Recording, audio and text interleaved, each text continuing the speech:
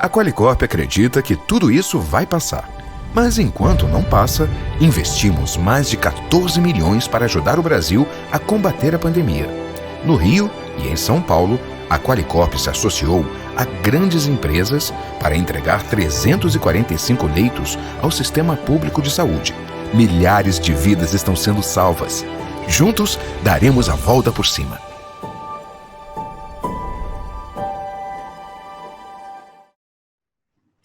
Muito boa noite aos que nos assistem, sejam todos muito bem-vindos ao painel 62 de nosso primeiro Congresso Digital Covid-19, Repercussões Jurídicas e Sociais da Pandemia.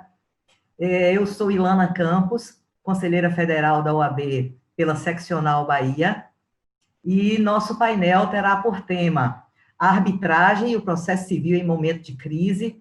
Temos aqui 3 grandes juristas especialistas nesta matéria que vai falar para vocês sobre temas como qual o conceito de arbitragem, como funciona, quais são suas características, qual sua natureza no processo civil, qual é a sua importância nesse momento de crise.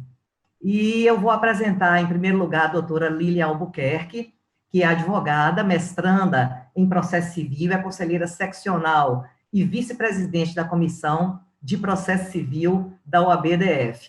Depois eu vou apresentar o doutor Gustavo Schmidt, que é advogado, procurador do município do Rio de Janeiro, é mestre em Direito de Regulação e presidente do Centro Brasileiro de Mediação e Arbitragem. Por último, teremos o doutor Ricardo Loretti, que também é advogado, eu adoro essa palavra, advogado, que maravilha ser advogado, né?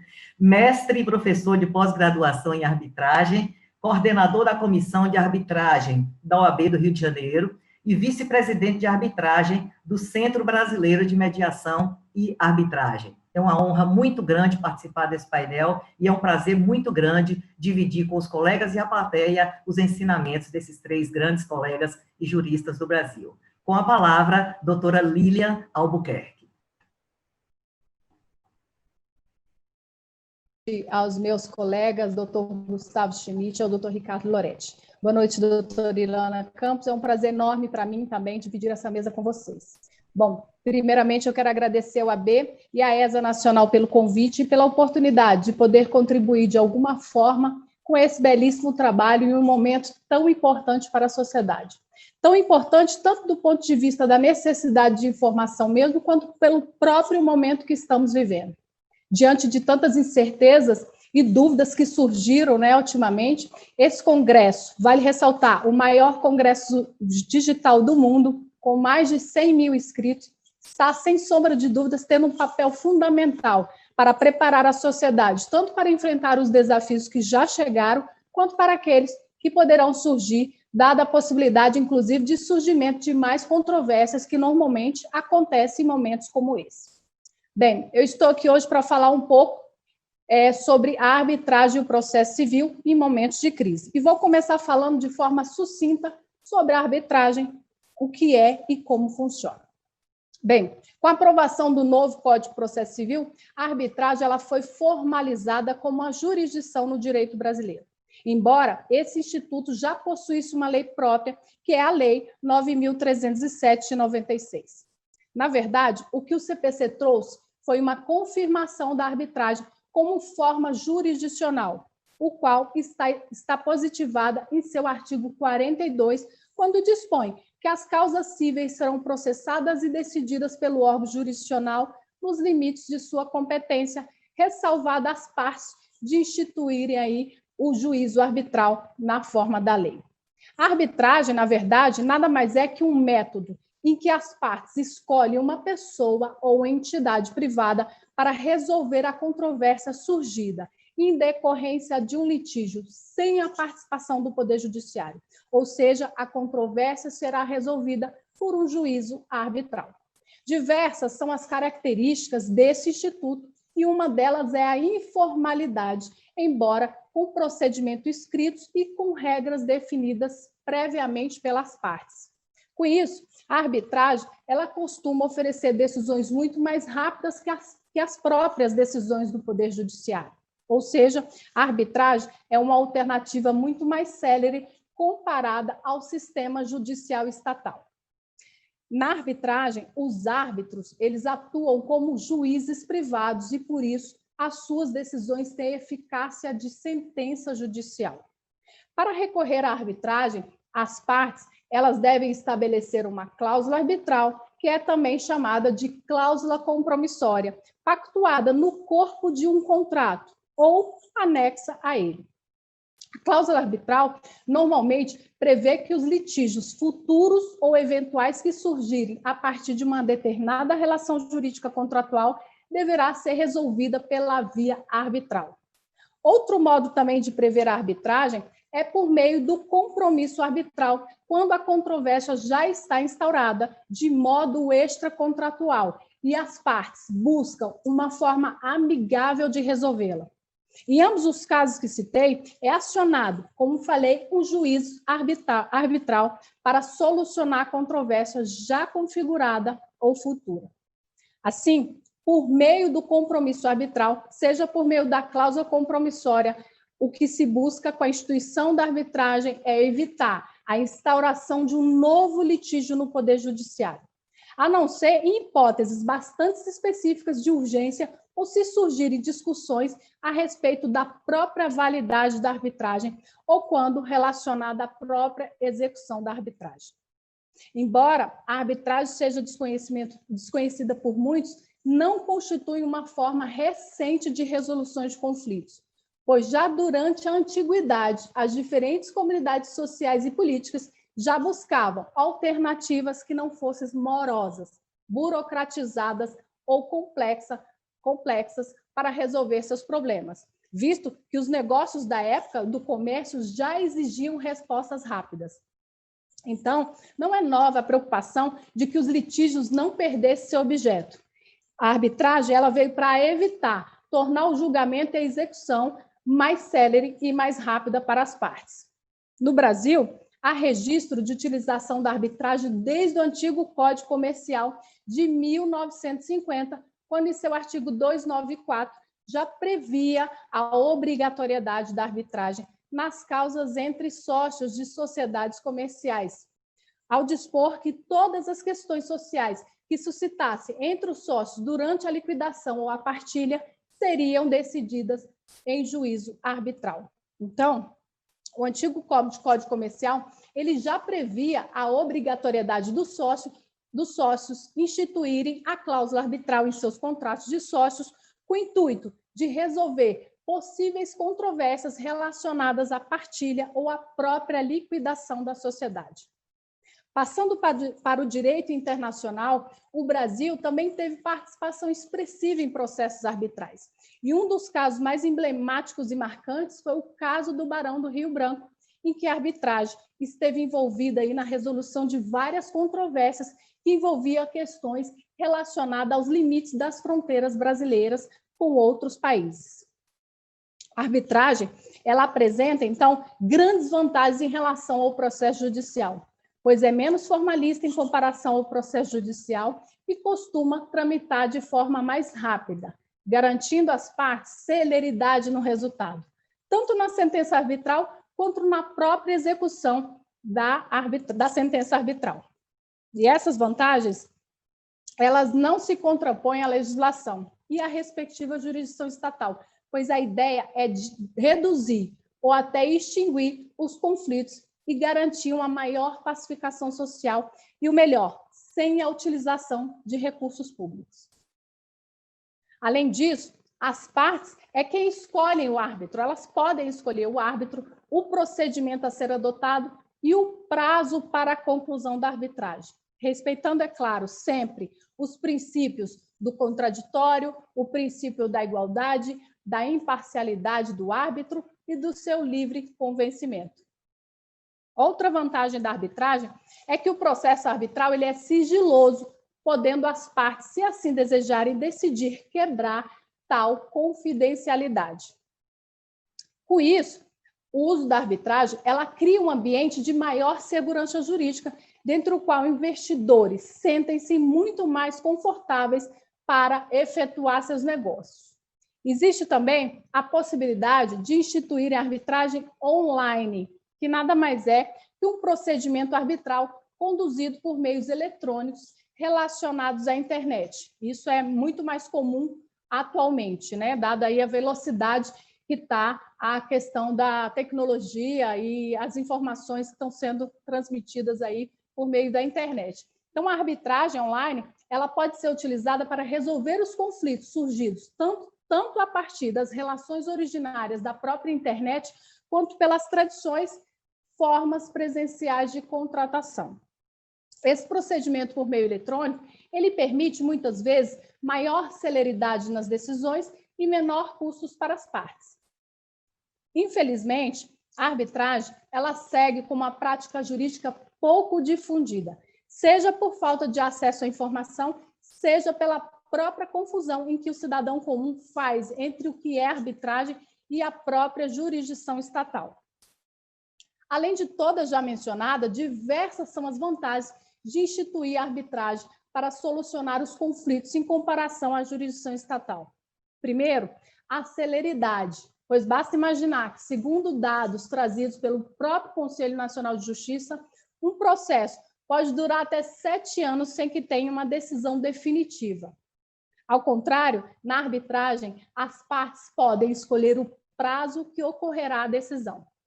Segundo, eu posso dizer sobre a especialização técnica dos árbitros, pois ainda que o magistrado detenha vasto conhecimento jurídico, é humanamente impossível possuir conhecimento profundo relacionado a todos os temas, pois o mesmo juiz que trata, por exemplo, de uma questão imobiliária, pode ser que, eventualmente, tenha que tratar de uma questão societária, o que poderá acarretar aí prejuízo quanto à técnica para proferir a decisão.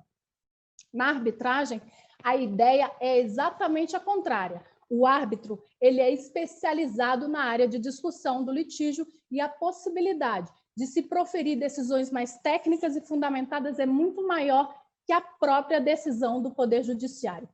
E terceiro, eu posso citar aqui a própria economia, pois ela reduz o tempo para a resolução do litígio, o que, consequentemente, trará uma maior economia de tempo, bem como a própria economia financeira para as partes. Sem contar com a própria emoção das partes envolvidas na controvérsia, que será muito menor. Então, bem, diante de tudo que falei então sobre esse procedimento e as vantagens da arbitragem em relação à jurisdição estatal, o que eu posso dizer, para concluir, é que em momentos de crise, é certo que o índice de inadimplência tende a crescer e, consequentemente, o Poder Judiciário terá ainda mais demandas, o que poderá ficar ainda mais moroso recorrer ao Poder Judiciário para a resolução das controvérsias. Daí, a importância e uma excelente opção para as partes instituírem a arbitragem, seja por meio da cláusula arbitral para resolver possíveis controvérsias nos contratos já pactuados, seja por meio de um compromisso arbitral, caso a controvérsia já houvesse sido instalada, dada a maior celeridade, especialidade e economia para resolver os litígios. Bem, então era isso que eu gostaria de contribuir com vocês. Espero que eu tenha sido clara com a minha exposição. Eu agradeço mais uma vez pela participação e a presença de todos. Boa noite. Muito obrigada, doutora Lília. A senhora fez uma excelente exposição. Eu não sou dessa área e gostei muito, me lembrei bastante dos princípios, dos conceitos, de tudo que diz respeito à introdução ao direito de arbitragem. Muito bom, muito boa a sua exposição. Deu para entender muitíssimo bem. Muito obrigada pela sua participação. Continue seu mestrado. Quando terminar, telefone que a gente vai lá assistir sua exposição. Obrigada mais uma vez. Muito obrigada, doutora Ilana. Vamos agora ouvir nosso querido doutor Gustavo Schmidt, que eu estava aqui olhando o currículo dele. Ele também é professor da Fundação Getúlio Vargas, também é mestre pela própria Fundação Getúlio Vargas, mestre em Direito, e é Master of Laws pela New York University. Professor, seu currículo só nos orgulha. Vossa Excelência tem a palavra. Boa noite, né? Já estamos aí, já são 18h55. Eu queria primeiro agradecer ao nosso presidente Felipe Santa Cruz por essa essa conferência maravilhosa, pelo convite, e dizer e registrar a minha profunda admiração que eu tenho a esse carioca por opção, que é o presidente Felipe, e também agradecer aos meus colegas de mesa, né? O meu querido amigo de longa data, parceiro de jornada, o Ricardo Loretti, e as minhas novas amigas aí, doutora Ilana, doutora Lilian. É uma satisfação muito grande. Queria também parabenizar a doutora Lilian pela exposição dela. Eu sou entusiasta da arbitragem como método de solução de conflitos, e eu hoje tive a certeza de que tenho uma parceira nesse trabalho intenso para fomentar, para estimular o emprego da via arbitral como método de solução de conflitos. A nossa mesa aqui, ela tem como tema arbitragem em processo civil em tempos de pandemia, em tempos de Covid-19. E a verdade é que hoje existe uma ligação muito grande entre arbitragem e processo civil. Mas nem sempre foi assim. Na verdade, e aqui eu faço referência a um professor que eu admiro muito, o professor Joaquim Falcão, que foi diretor da Escola de Direito da Fundação Getúlio Vargas, um grande jurista, um grande constitucionalista, que ele, numa das suas 3 primeiras aulas no curso de Direito Constitucional na graduação, numa aula sobre teoria dos sistemas, ele desenhava o que ele chamava ali do sistema de justiça. Ele desenhava esse sistema de justiça no quadro negro, em que era basicamente um funil. Uma porta de entrada e uma porta de saída. A porta de entrada era o judiciário e a porta de saída era a sentença judicial. Aquele desenho, há 20 anos atrás, há 25 anos atrás, ele retratava o sistema de justiça no Brasil. Mas esse sistema de justiça ele vem mudando de forma radical, ainda que gradativamente. Aquele sistema lá de trás, que é um sistema unidimensional, com só uma porta de entrada e só uma porta de saída, ele hoje se transforma num sistema multiportas. São várias portas de entrada e várias portas de saída. Uma delas, e ainda uma das mais importantes, se não a mais importante, sem sombra de dúvidas, é a porta do judiciário. O cidadão vai lá, bate lá, para ter o seu direito satisfeito. Mas, além disso, existem outras portas variadas. Uma delas é a arbitragem, a outra é a mediação, a outra é o dispute board. E, na verdade, a autonomia da vontade oferece inúmeras outras possibilidades, cabendo às partes, no âmbito estritamente privado, fazer a escolha da sua porta. A arbitragem ela não é um método que cabe para todo e qualquer caso, para todo e qualquer conflito. A arbitragem tem um espaço bem delimitado. Ela existe para solucionar conflitos, sobretudo, de alta complexidade técnica, de maior dimensão econômica. Esse hoje é o espaço desenhado para a arbitragem. Mas nem por isso a arbitragem deixa de ter uma conexão intensa com o judiciário, com o processo civil. E isso pode ser trabalhado de várias maneiras diferentes, mas eu vou fazer aqui um recorte específico que me parece apropriado para o momento. Hoje, e nos últimos 4 meses, desde que a pandemia se instalou, eu, particularmente, pude identificar um diálogo institucional entre arbitragem e processo, entre arbitragem e judiciário, muito interessante. Quando a pandemia surge, no âmbito do judiciário, de uma forma ou de outra, o judiciário ele estava razoavelmente preparado para essa realidade. E por que ele estava preparado? Porque houve um investimento público muito intenso, muito grande, que permitiu que o judiciário saísse do procedimento de papel para o procedimento eletrônico. E uma parcela importante dos fóruns, das comarcas no Brasil, do judiciário, hoje já aderiram ao procedimento eletrônico. E esse procedimento eletrônico permitiu que o judiciário continuasse funcionando. A arbitragem, ela muito curiosamente, muito embora as vias digitais, as vias eletrônicas já estivessem presentes na realidade da atuação das câmaras, das instituições arbitrais e dos próprios árbitros, ainda havia um protagonismo muito grande do procedimento de papel. A instauração do próprio procedimento arbitral passava, em geral, por um protocolo físico nas câmaras de arbitragem. Depois disso, mesmo quando as partes convencionavam que os as peças, as petições seriam encaminhadas por via eletrônica, elas também continuavam sendo encaminhadas pela via física, como se fosse um mecanismo para provar a fidedignidade desses documentos. Quando vem a pandemia, simplesmente o que surge e confronta os arbitralistas em geral é uma realidade em que o procedimento de papel ele não podia existir mais. Não tinha como as arbitragens prosseguirem, exigindo-se protocolos físicos. E aí, o que houve de interessante? No campo da arbitragem, exatamente como colocou a doutora Lilian, a autonomia da vontade tem um espaço muito privilegiado. Então, a arbitragem ela tem um grau de flexibilidade, um grau de informalidade que permitiu que ela se adaptasse com muita rapidez a esse novo mundo que se apresentou, que se avizinhou. Isso aconteceu no âmbito dos procedimentos arbitrais e no âmbito da atuação das próprias câmaras de arbitragem.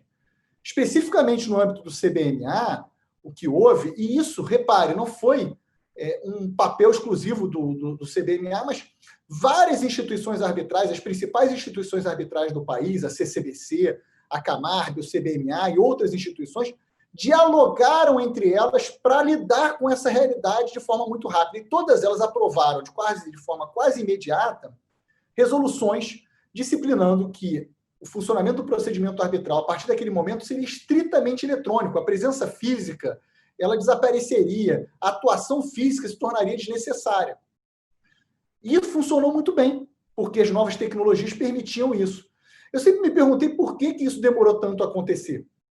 E na minha percepção, talvez o maior desafio fosse o de que havia uma certa resistência por parte da comunidade arbitral e da comunidade jurídica em geral, de que a adoção de um procedimento eletrônico colocasse em risco a confidencialidade que é tida como um dos grandes vantagens, um dos grandes benefícios da arbitragem. Quando vem a pandemia, não havia outra opção. Para os procedimentos avançarem, havia necessidade que eles acontecessem de forma remota. E daí a necessidade de uma mudança radical e imediata, em que o resultado disso é que, nesse momento, não existe mais, nas principais instituições arbitrais do Brasil, o processo de papel. Ele rapidamente se transformou em procedimento eletrônico. Quais os desafios que surgiram também nesse momento? Acho que são dois que eu consigo vislumbrar com muita clareza. O primeiro deles é o momento de deflagração da arbitragem.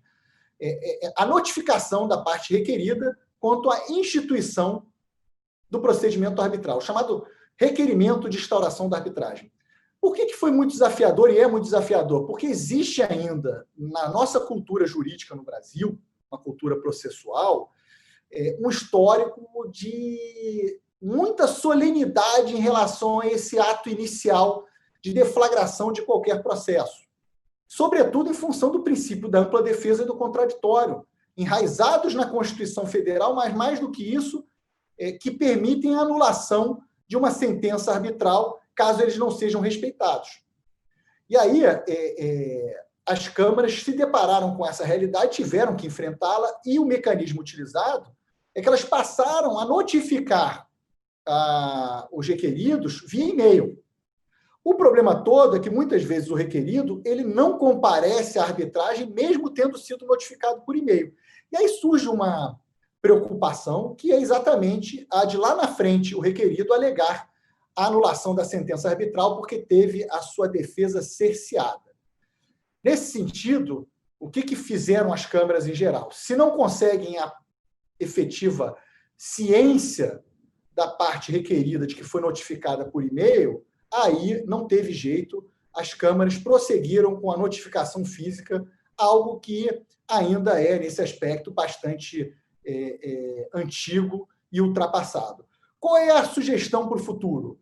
As câmaras, as instituições arbitrais, elas precisam alterar os seus regulamentos para colocar textualmente neles que a notificação vai poder ser feita por e-mail. E aí, o efeito disso é que os contratos em que há a celebração de cláusula compromissória vão passar a prever também qual vai ser o e-mail em que a notificação para a instauração da arbitragem será encaminhada. Esse é uma proposta para o futuro. O que nós temos aí de desafio adicional, mas que tem funcionado muito bem? São as audiências virtuais. No judiciário, a gente percebeu que demorou um pouco para isso acontecer. As sustentações orais por videoconferência demandaram uma adaptação do judiciário, que foi acontecendo aos poucos, mas as audiências de instrução e julgamento, em sua maioria, estão paralisadas, elas não vieram acontecendo nesse período, diferente do que ocorreu no campo da arbitragem. No campo da arbitragem, as partes tiveram a oportunidade de contratar ou de combinar, ou às vezes o próprio tribunal arbitral determinou que a audiência aconteceria pela via virtual. Eu lembro que no momento em que isso começa a acontecer, nas comissões de arbitragem pelo Brasil afora, houve muitos protestos por parte de arbitralistas e de juristas em geral, dizendo que isso representaria um cerceamento de defesa, que tinha que parar com as arbitragens, que as arbitragens precisariam ser suspensas. As câmaras, em geral, elas recusaram essa crítica, insistiram nas audiências virtuais e, no geral, as audiências virtuais têm funcionado bem. É óbvio que elas também têm sofrem alguns questionamentos. Por exemplo, um dos questionamentos frequentes é que a audiência virtual tira do árbitro e, às vezes, dos próprios advogados das partes, aquele tete-a-tete, aquela capacidade que o olho no olho permite de tentar identificar a verdade daquele depoimento. Existe algum grau de prejuízo, sem sombra de dúvida, nesse aspecto. Mas, por outro lado, tem um ganho de eficiência enorme. Um ganho de eficiência que a gente não pode ignorar para o futuro e que tem que ser considerado. E esse ganho de eficiência tem que ser identificado também para o próprio processo civil de cunho judicial. O que existe nessa relação muito interessante entre arbitragem de um lado e processo judicial de outro? A arbitragem ela pode funcionar como um laboratório para o processo civil, como um laboratório para o processo judicial, de forma que aquelas iniciativas adotadas no campo da autonomia da vontade que funcionem, elas podem ser consideradas no futuro para fins de potenciais alterações legislativas que aperfeiçoem o funcionamento do processo civil, do processo judicial em geral. E aquelas iniciativas que não funcionarem, que se revelarem inapropriadas, inadequadas, elas perfeitamente vão poder ser descartadas.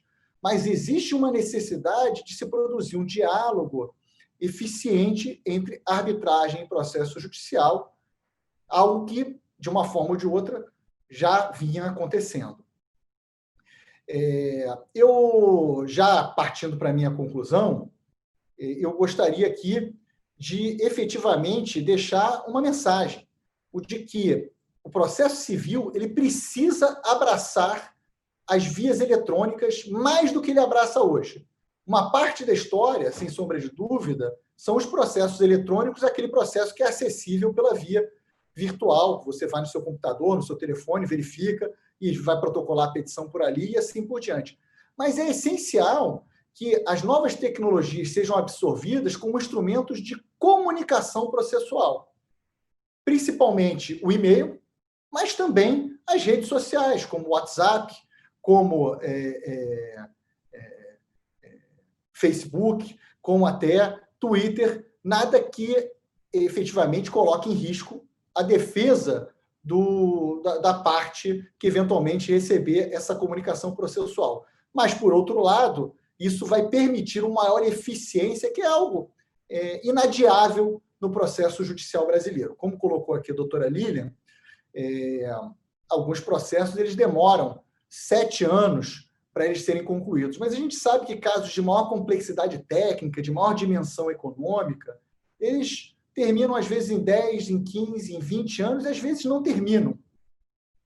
Eu não estou falando aqui dos casos do dia a dia do juiz, mas aquele caso que sai, vamos dizer, da sua curva de aprendizado, aquele caso que demanda perícias técnicas, 1, 2, às vezes 3 perícias, que o processo judicial é anulado, esses casos eles precisam ganhar celeridade. E aí, aproveitar-se das boas experiências da arbitragem, em que as estatísticas indicam que demoram cerca de 17 a 18 meses para serem resolvidas, é algo absolutamente inadiável. Enfim, acho que eram essas as mensagens que eu queria dividir com a audiência, com vocês. Queria muito agradecer mais uma vez a esse convite e dizer que é uma satisfação muito grande aqui.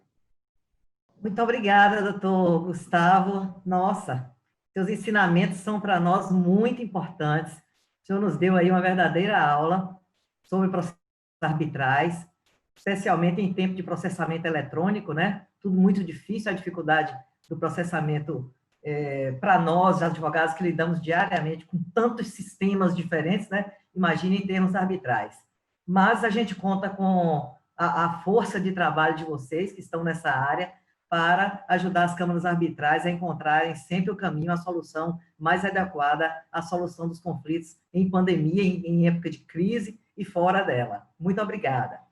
Eu agora vou apresentar, continuar a apresentação, né, de Dr. Ricardo Loretti, agora que eu recebi aqui o currículo dele um pouco mais completo, doutor Ricardo. Eu estou vendo aqui que o senhor é mestre pela Universidade de Paris, a Panthéon-Sorbonne, que eu tive a oportunidade de conhecer no início de janeiro desse ano. Eu fui a Paris levar crianças, meus sobrinhos, para a Disney e acabei indo conhecer o cemitério Père Lachaise, que eu não conhecia.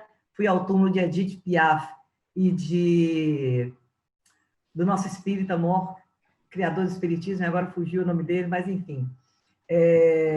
E fui conhecer a Sorbonne, que também eu tinha essa curiosidade de conhecer. E acabei encontrando lá uma professora portuguesa, uma pessoa assim, muito culta em direito. Ficamos amigas e da próxima vez ela vai me promover um cursozinho lá.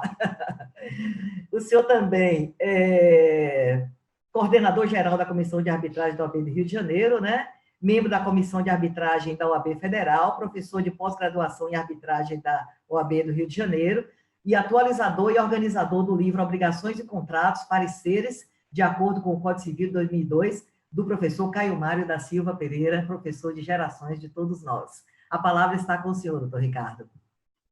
Bom, primeiramente, quero agradecer aí ao Felipe Santa Cruz pelo convite, pela oportunidade de participar nesse congresso que, como já foi dito aqui, é um congresso único. Único por diversos motivos, único pela forma, único pela população que ele atinge, único pela iniciativa nesse momento delicado que todos nós vivemos. Então, Felipe Santa Cruz, meus parabéns e meu agradecimento. Quero também cumprimentar a doutora Ilana Campos, moderadora dessa mesa, é um prazer conhecê-la, doutora Lilian Albuquerque, que fez uma exposição excelente, e eu vou dizer aqui o meu amigo, meu presidente do Centro Brasileiro de Mediação e Arbitragem, Gustavo Schmidt. Bom, é uma honra estar ao lado de vocês. Eu vim aqui nesse seminário, eu pensei bastante sobre o que eu ia falar, cheguei a conversar um pouco com o Gustavo também, ontem trocamos aí mensagens, e eu retomei para onde? Para o título, Arbitragem em Processo Civil em Momentos de Crise. Eu procurei aqui, então, dar um enfoque de como, neste momento de crise, as câmaras internacionais se portaram, uma vez que o Gustavo já falou muito bem da situação nacional, e também como existiam previamente, tanto no nosso Código de Processo Civil, como em diversos regulamentos, a possibilidade que agora, em momento de crise, está sendo explorada. Como o colega que me antecedeu já frisou, a comunidade arbitral respondeu de um modo muito rápido à crise. Houve debates no início, havia esses questionamentos sobre o devido processo legal, a condução do procedimento, mas, vejam bem, logo, por exemplo, a CCI, em 9 de abril, a CCI já estabelece um guia com as possíveis medidas a fim de mitigar os efeitos da Covid-19. Nessas medidas, há uma série de recomendações que seguem principalmente duas vertentes: a continuidade dos procedimentos manter a eficiência dos procedimentos, respeitando sempre o quê? O direito da parte de apresentar o seu caso. E a equidade e o equilíbrio na apresentação entre as partes. Então, a CCI expediu uma comunicação, a Câmara Arbitral de Hong Kong expediu também nova comunicação, a SIAC também, e a comunidade arbitral, de um modo geral, veio para dizer que vamos continuar a trabalhar e solucionar os conflitos que vão ser postos e aqueles que estão em andamento. Vamos adaptar. Houve uma recomendação forte, por exemplo, e aí trago minha experiência, em casos que foi recomendada uma conferência no curso do procedimento, talvez para se estender determinado prazo, uma vez que não havia oportunidade de se falar com determinada testemunha, ou de uma prova pericial, mesmo por obrigatoriedade naquele momento, necessidade de inspeção de campo, ser suspensa. Então, essa flexibilidade da arbitragem permitiu uma adaptação de cada caso à sua realidade nesse momento de crise. E por que eu acho que isso teve uma certa celeridade? Além do interesse econômico, além do interesse das partes em resolverem e não ficarem presas aos seus litígios, havia, de um modo geral, nas regras e nos regulamentos, previsões. Por exemplo, eu vou ficar, dado o limite do tempo, a questão das audiências. Havia a LCIA, a Corte Londrina de Arbitragem, London Court of International Arbitration, tinha previsão da possibilidade de se fazer videoconferências para inquirir testemunhas, para ouvir peritos, para uma audiência virtual. Isso data desde 2014, salvo engano. Em 2010, a UNCITRAL também expediu regras permitindo o quê? As videoconferências para audiência virtual e também para inquirição de testemunha. Então, já havia, de certa forma, um arcabouço que também permitiu essa adaptação rápida que aconteceu de modo natural. No início houve muito burburinho, muita discussão, mas logo depois a comunidade veio se adaptar e a dizer que, olha, a gente corre o risco de perder um pouco, evidentemente, esse contato pessoal, mas há várias audiências que podem e devem ser conduzidas pelo meio virtual. Isso torna o procedimento mais rápido, porque facilita a conciliação de agendas, facilita a realização da audiência, isso torna o procedimento menos custoso, que é algo, vamos dizer a verdade, fundamental na condução e na solução de qualquer litígio. Dito isso, venho para a nossa realidade dentro do Poder Judiciário e para a possibilidade de também nos adaptarmos a esse novo mundo, nesse momento de crise.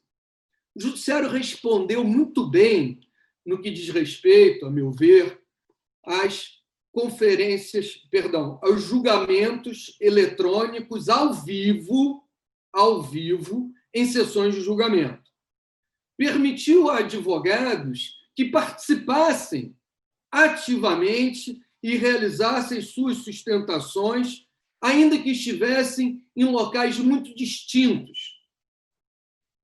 E, curiosamente, depois de ter realizado uma sustentação, fui olhar no Código de Processo Civil e me deparei com várias normas que já estavam lá desde 2015, permitindo a realização de videoconferência, inclusive para depoimento pessoal, para testemunha e para o advogado também realizar a sustentação.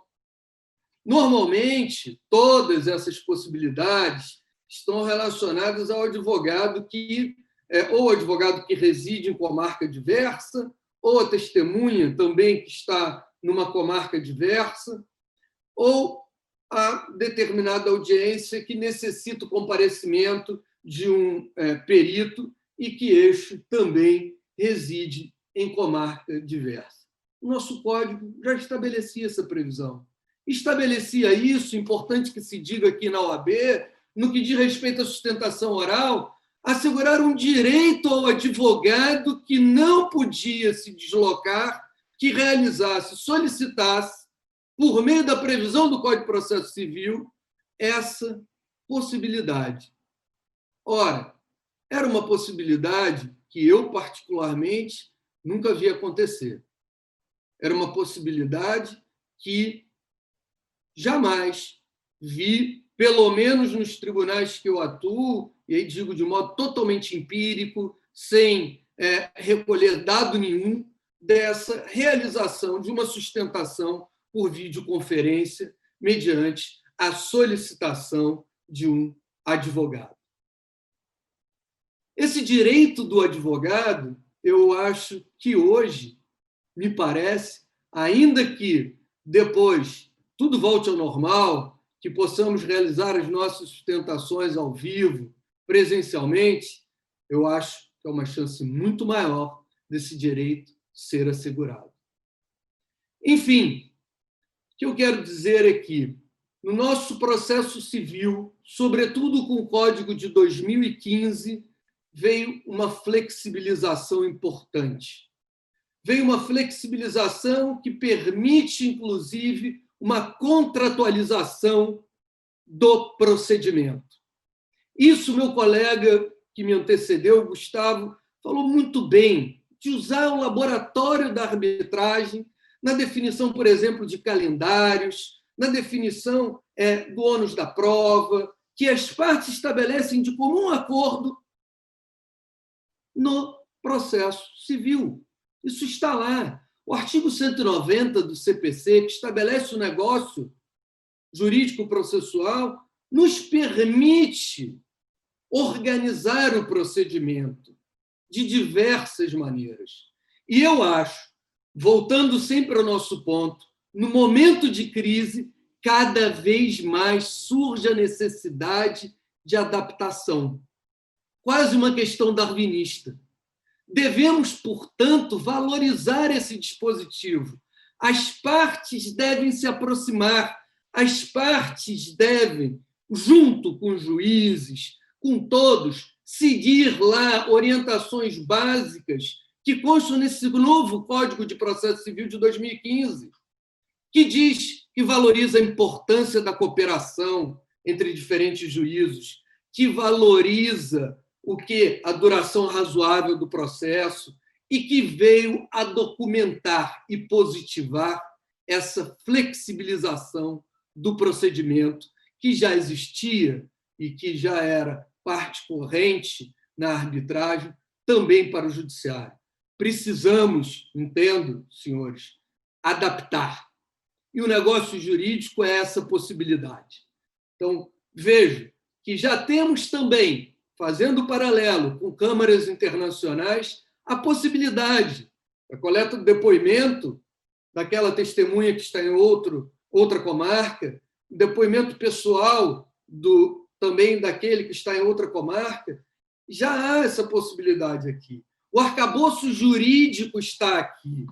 O artigo, que eu acho que é emblemático, o artigo 236, no seu parágrafo 3º, no capítulo que fala da comunicação dos atos processuais, no título que fala da comunicação dos atos processuais, ele diz expressamente que admite-se a prática de atos processuais por meio de videoconferência. Então, o que eu acredito é que o arcabouço legislativo já está posto. Já existe. Nosso novo Código de Processo Civil permitiu a flexibilização e trouxe a possibilidade de utilização desses novos recursos, para que nós, agora, tenhamos um caldo de cultura influenciado pelas experiências da arbitragem também, para que possamos adaptar e criar soluções específicas para cada litígio que enfrentamos. Senhora moderadora, eu não sei como é que está o meu tempo, eu tenho medo de passar do meu tempo. Então, continuo. Faltam 2 minutos, doutor. Muito obrigado, muito obrigado. Não posso extrapolar o tempo aqui de maneira nenhuma. Então, como faltam 2 minutos, partirei para a minha conclusão. Concluo que a arbitragem, no momento de crise, respondeu, adaptou-se de modo a preservar a continuidade dos seus procedimentos, respeitando o quê? Respeitando a oportunidade das partes, tendo essa preocupação da oportunidade das partes de apresentarem o seu caso e produzirem suas provas. Essa adaptação, reputo eu, foi fantástica. O Poder Judiciário conseguiu caminhar muito bem através de atos normativos que surgiram posteriormente e da permissão que já existia no nosso ordenamento, no Código de 2015, a se adaptar também. Mas ainda precisamos evoluir. Ainda precisamos investir na possibilidade dos negócios jurídicos para que possamos encontrar a melhor solução para os casos. Sou um otimista. Acredito que a realidade posta hoje é extremamente difícil. Vivemos um momento único na história do mundo, momento único na nossa história pessoal, de nossos filhos. Mas, aqui, na Casa do Advogado, estou convicto que nós estamos fazendo, dentro da nossa pequena realidade, nosso esforço para nos adaptarmos da melhor forma possível e oferecermos uma solução aos litígios dos nossos constituintes. Bom, é isso que eu tinha a dizer, agradecendo imensamente a todos que compõem essa mesa, e ao ilustre presidente Filipe Santa Cruz e ao presidente da minha seccional, doutor Luciano Bandeira. Muito obrigado. Doutora Ilana, esse painel termina às 18h40. A senhora pode fazer as suas considerações finais ou passar a palavra para algum dos palestrantes fazer as considerações. Obrigada. Sim, pode abrir o microfone deles, por favor. Muito obrigada, doutor Ricardo. O senhor, para nós, é uma referência. Para todo o sistema OAB, o senhor é referência em direito de arbitragem. Eu vou fazer 3 rápidas perguntas. Vou começar com o doutor Gustavo. Doutor Gustavo, abre o microfone, doutor Gustavo, por favor. O senhor está me ouvindo bem? Sim, perfeitamente. Pronto, eu vou perguntar para o senhor se a arbitragem é sempre melhor, mais rápida e mais barata do que o Poder Judiciário. Vamos lá, essa é uma pergunta interessante e muito importante, na verdade, porque assim, essa é uma mesa, é um painel de entusiastas da arbitragem. Então, a mensagem que fica dessa nossa conversa, desse nosso diálogo é o seguinte: usem a arbitragem, insiram a cláusula compromissória no contrato, celebrem convenção de arbitragem, só que tem que se fazer isso com uma cautela e com algum cuidado.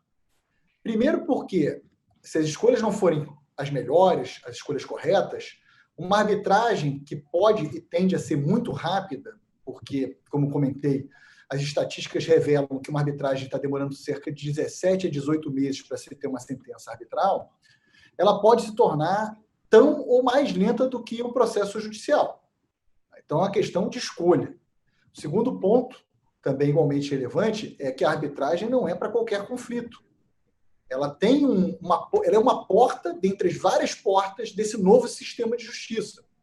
É uma porta voltada para resolver conflitos de maior complexidade técnica e de maior dimensão econômica. E, nesse sentido, quando a escolha é feita de forma adequada, ela é um instrumento excepcional de solução de conflitos e de realização de justiça. Por que tem que se ter cuidado? Primeiro porque quando se opta pela arbitragem, o que pensa, né, o contratante, o objetivo dele é uma redução no custo de transação. Quando um contrato é assinado, evidentemente, aquele que é parte no contrato, ele faz duas perguntas básicas. Ele pergunta o quanto que ele vai ganhar naquela iniciativa, naquele empreendimento, naquele projeto, porque essa é a pergunta própria do capitalista, do empreendedor, mas ele também pergunta o quanto ele pode perder. E quando ele faz essa pergunta, ele embute no seu preço o risco do processo judicial. Ele pensa, se eu perder, quanto tempo vai demorar para o judiciário resolver esse problema? 5 anos, 10 anos? E, evidentemente, isso é inserido no custo de transação. Então, para a arbitragem efetivamente produzir os efeitos desejados, isso significa reduzir custos de transação, ela precisa ser rápida. Agora, o que é uma arbitragem rápida? Uma arbitragem rápida, primeiro, ela depende necessariamente de algumas escolhas que são essenciais. A primeira delas, na minha percepção, é a opção pela chamada arbitragem institucional, que é uma arbitragem que ela é gerida por uma câmara, por uma instituição arbitral de referência.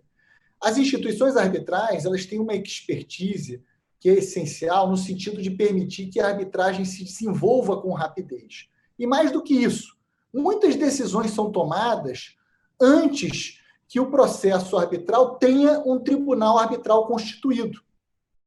Uma delas, por exemplo, é a fixação dos honorários dos árbitros. A outra é definir e rejeitar ou acolher impugnação de árbitros.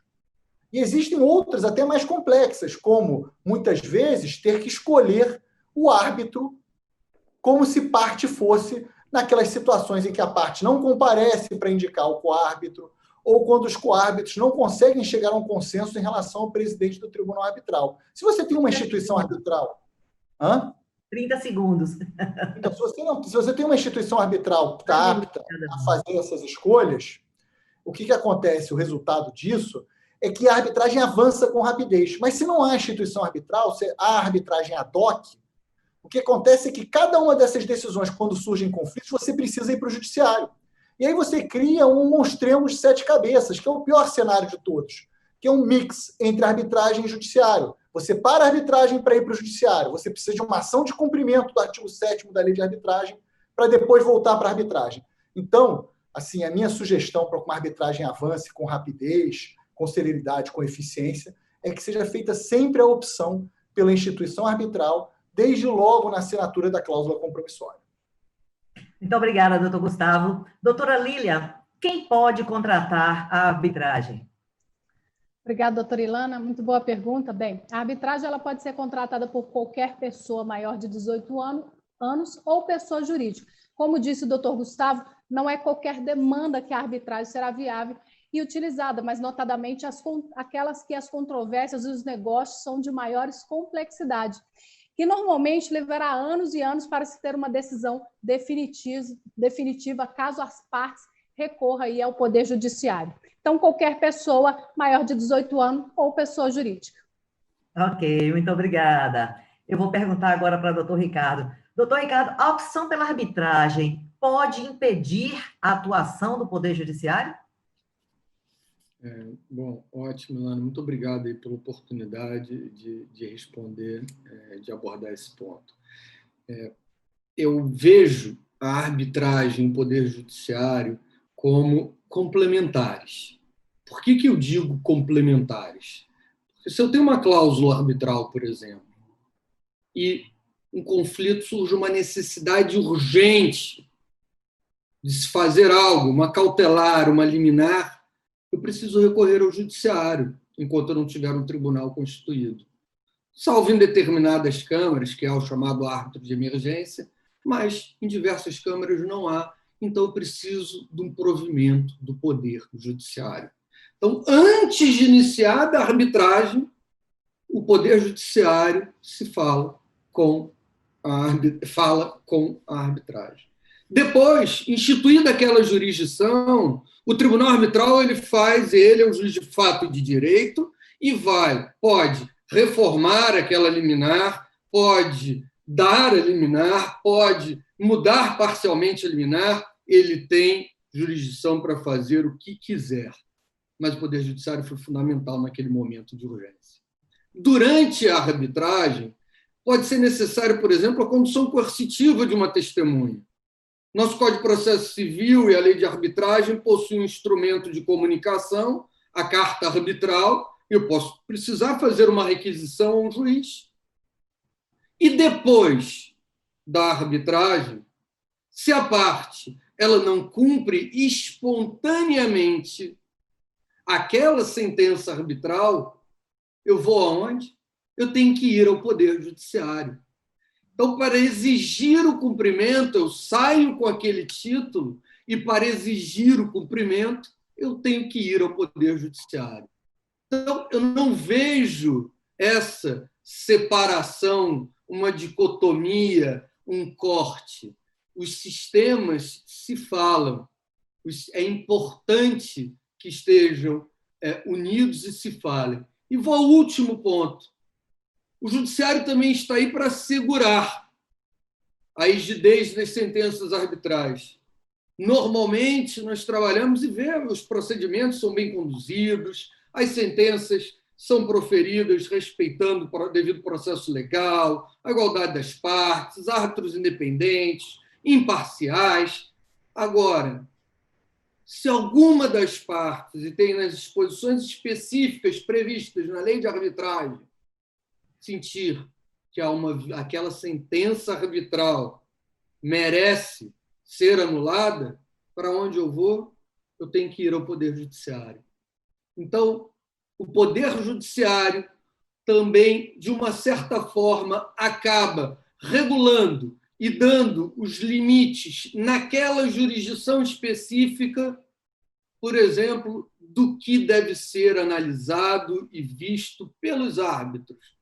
Eu digo, por exemplo, se um tribunal arbitral determina uma realização de uma prova e depois se questiona essa realização dessa prova, dizendo que a parte não teve direito a fazer a contraprova e houve a violação do devido processo legal, essa questão pode ir ao Judiciário por violação ao devido processo legal, violação ao contraditório, à ampla defesa, e o Judiciário que vai aferir isso. Se me permite um último ponto, só para abordar a questão da arbitragem, a liberdade. A liberdade é fundamental, a flexibilidade também. Agora, a liberdade, corremos o risco com ela de não escolhermos os bons árbitros e os bons advogados. E isso é determinante para o sucesso da arbitragem. Muito obrigada, doutor Ricardo. Em nome do presidente Felipe Santa Cruz, eu agradeço a participação de todos os palestrantes. Muito obrigada à nossa audiência também. Obrigada às nossas colaboradoras. Obrigada a todos que nos assistiram e uma boa noite a todos. Muito obrigado. Obrigada, boa noite a todos.